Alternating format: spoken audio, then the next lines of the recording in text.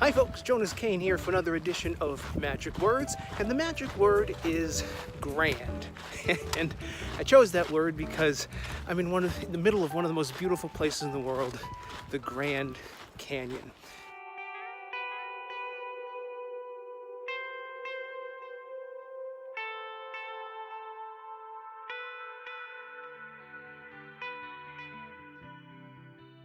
This was my first visit to the Grand Canyon, and whenever I'm preparing for a new experience, I try to remind myself that it's not what I think it's going to be. Because we'll never know for sure what anything will be like until we finally experience it, and that was certainly the case for the Grand Canyon. It was even grander than I ever could have imagined.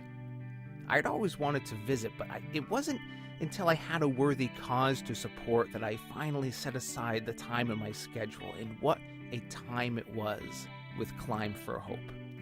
I hiked over 50 miles, rim to rim to rim, there and back again, and not only did the canyon's beauty exceed my expectations, but the difficulty of the hike did too.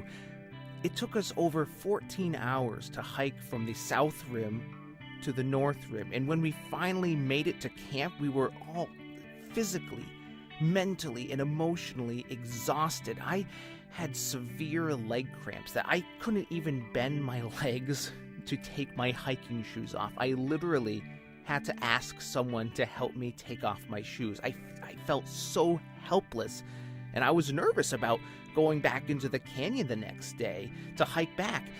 I wasn't convinced I was going to be able to do it because I couldn't move without experiencing excruciating pain. But somehow the next morning, we all summoned the strength to get back out there and tackle it again.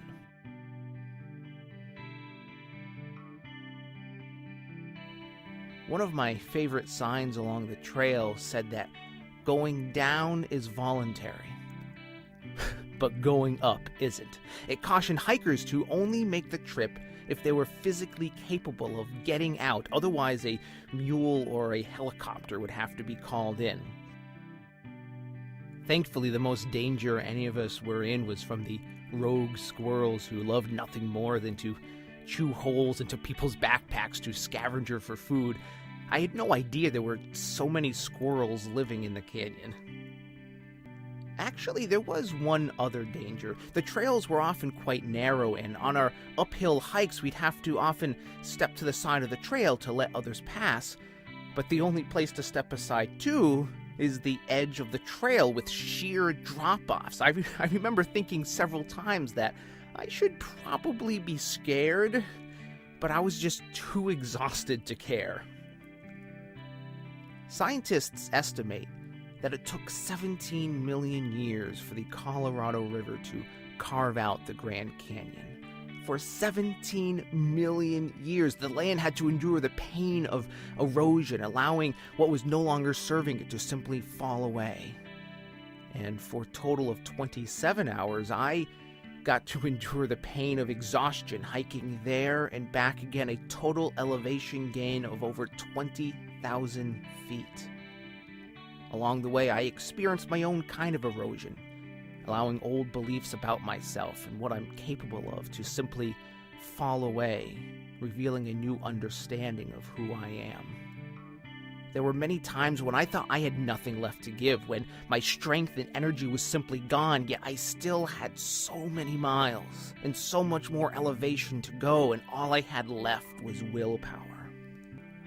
The Grand Canyon reminds us that grand plans require grand effort. And if we want to be bestowed with that title ourselves, we're going to have to push beyond any preconceived limits, not just when we're feeling good, but most importantly, when it hurts the most. You have to want it.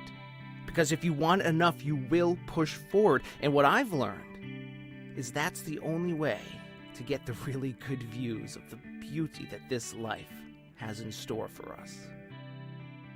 And that's why grand is a magic word. Until next time, my name is Jonas Cain. Stay positive.